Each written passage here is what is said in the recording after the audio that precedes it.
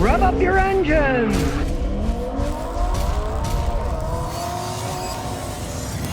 Today we got a classic the guy just bought 3 weeks ago. A 99 Suburban. Just by looking at it already, it's whistle clean. Now, interestingly enough, he bought it 3 weeks ago and immediately he put 100,000 miles on it. That's because it had 99,900 something miles when he bought it. So he got to see it go over to 100,000 miles right when he bought it. A big vehicle for his kids and dogs. He's got a CRV. This wasn't big enough, so he got this. Check it out. Those are still the original wheels. This thing has been taken care of. It's the 5.7 liter V8 engine, known for its long life. The engine still runs great, doesn't burn any oil. Now I know people are always going to say, oh Scotty, you're a hypocrite. You said GM makes crap. Back in 99, they didn't make crap. I gotta say, if I was going to get a big vehicle like this, I'd go like 98 to 2001, 2002. They didn't make the engines in Mexico. Believe me.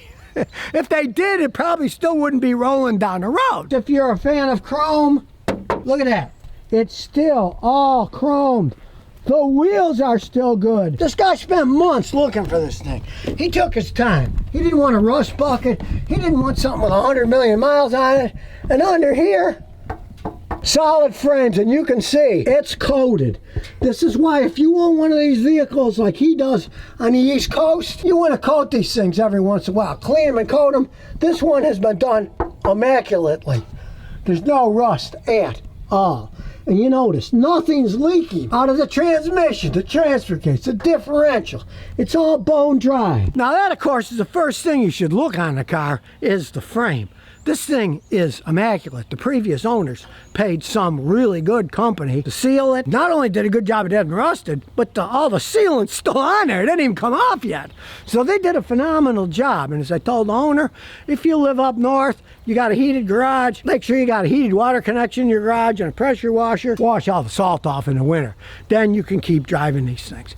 Now, you might think, well, this thing's 25 years old. How much longer can you drive it? Well, it just turned all over 100,000 miles, so I've seen these things with 350 and they're still going pretty strong. And you can see, this is one of the best reasons why you want a cloth seat. One, they're comfy, they're not cold in the winter, they're not hot in the summer, and they wear so much better than leather does. And this is the LS, you can see. Serious room here, and the main reason he got it is serious room back here for the third row. But even with the third row in place, check it out, plenty of room for the dogs and stuff too. If you want a big vehicle and you can find an old one in this kind of shape, my advice is snap it up. Now, I'm not advocating you buy a brand new one of these. I just priced a version like this. It's a fancy version. They start at $89,000. Now, considering that he paid 10, people are going to say, oh, the guy's a fool. He paid 10 grand for a 25-year-old Chevy. Not really, considering that he could buy 9 of these versus one of a brand new one. I'd take 9 of these, well over a brand new one. You could sell the other 8 and make money on the deal, right? If they're in good shape like this is. Mind you, you got to check them out like he did. He spent months looking around until he found a good one. When you're looking for a used vehicle like this, don't get eye candy. Don't think, oh, I like it, I got to buy it. Do like he did. Check it all out. You'll find junky, rusted ones, one that run like crap, ones that have 250,000 miles on there, falling apart. So far, this one doesn't show it's falling apart, but let's get our fancy computer and see what it says. Somebody mounted this trailer thing in the way, so we gotta get that out of the way so we can plug in the OBD port. Here we go. Now it's plugged in. So here we go. Diagnostics. It's old, so it might not do an auto ID. We might have to put it in, but let's see. Must be real that accepted it. Do a standalone diagnosis. 4x4. 4-speed automatic. And we'll do an auto scan. Wow, we can even do a topology scan. That's amazing, as old as it is. So while it's doing that, we'll kind of look around. Like I say, they used to make good cars at Chevrolet. Look, no cracks on the dash. The seats are immaculate. The overhead system's all set up. It still stays in place, unlike the new ones where they fall down. Even the rug's in excellent shape. this thing has really been taken care of. No, not bad. It's got 3 trouble codes. I did that Mercedes the other day. It had 87, so let's see what the powertrain code is. Heated oxygen sensor circuit, low voltage. Bank 1 sensor 2. Now, all these older cars, when you started them up, there's a heater inside the oxygen sensor so it warms up faster, so it doesn't pollute the first 45 seconds or whatever operating. And that's showing that that's got a little bit of problem. You could change it out if you wanted. I mean, it runs fine, but it's a Massachusetts vehicle. You don't do emissions testing after 15 years. That's the advantage of buying a 25-year-old car. You don't have to mess with that crap. It runs perfectly fine. So just like when I'm in Tennessee, we just don't care. If it runs okay, we'll just keep driving them. And that's not going to affect anything. The oxygen sensor itself works. It's just that the heater that heats it up. So the first 45 seconds, it's not working perfectly.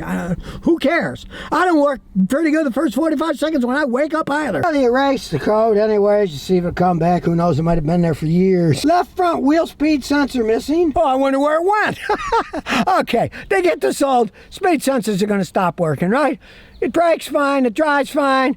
You don't expect a lot of these systems to work on a 25-year-old vehicle. Let's face the facts. ABS braking on these old cars is fail-safe. When the ABS system goes out, it goes to normal, non-ABS braking. So who cares? You can spend a lot of money fixing a system that never worked that great in the first place.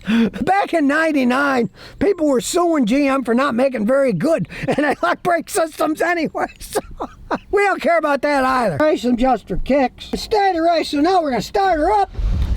Live data, here we go. Remember, black's good, red's bad. We'll take a look at it. Absence is normal. Barometric pressure is normal. Mass airflow is normal. Now, you can see the long-term fuel trim on bank 1 is -3, and on bank 2 is -6. So it's running slightly rich, which is typical in an old vehicle like this, because the fuel injectors are old.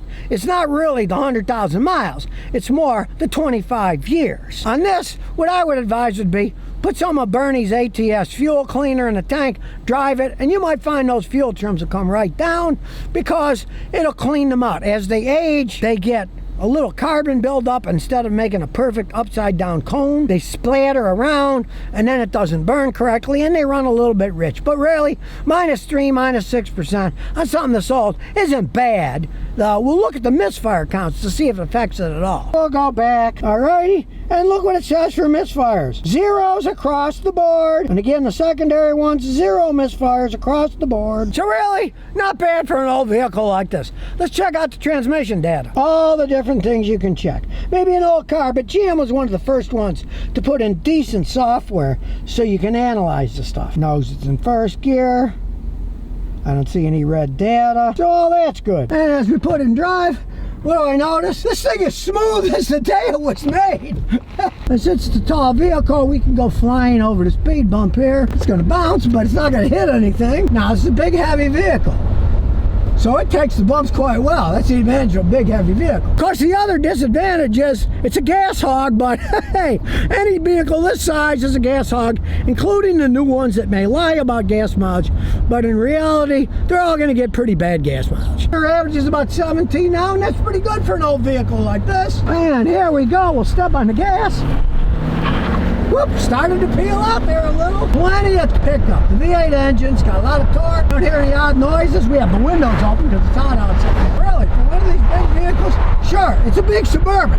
You don't drive these things, you sail them like a boat. Look ahead, and then you plan and you turn a little bit ahead of time. They're giant Suburbans for carrying entire families to wherever they want to go, including all the pets too. And in this one, both the front and the rear air still works. So there you have it. If you're sick of the insanely high price of giant vehicles these days, and you're sick of all that state inspection, pollution equipment you have to keep fixing, why not get an old one like this that's 25 years old? Bypass all that nonsense and still have a car that runs that good. You want to check to make sure the frame's not rotten, but if it's solid like this and been taken care of, this got many years of life behind it.